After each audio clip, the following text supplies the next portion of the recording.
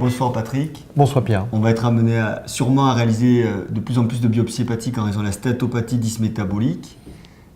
C'est pas un geste anodin. Est-ce que tu peux nous en dire plus?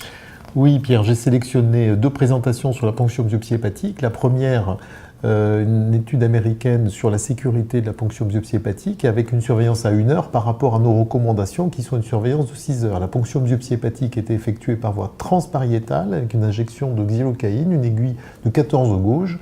L'indication effectivement principale était la stéatose.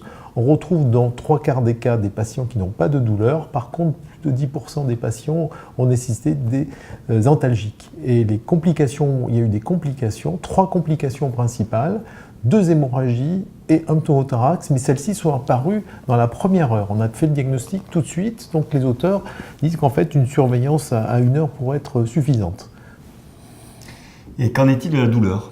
Alors pour la douleur, j'ai trouvé une autre présentation très bien faite, une étude prospective, double aveugle, en rajoutant du bicarbonate à la xylocaïne à 1%, donc 1 ml pour 9 ml. Et on ne retrouve pas de différence lors de l'injection du produit. Par contre, dans les heures qui suivent, il y a beaucoup moins de douleur au niveau de la zone de ponction. Et les auteurs concluent que ça devrait devenir un standard.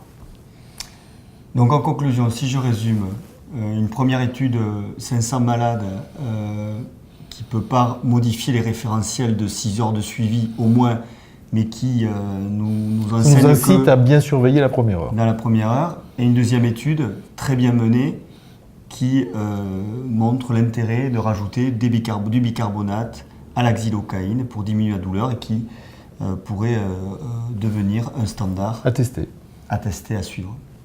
Merci. Merci.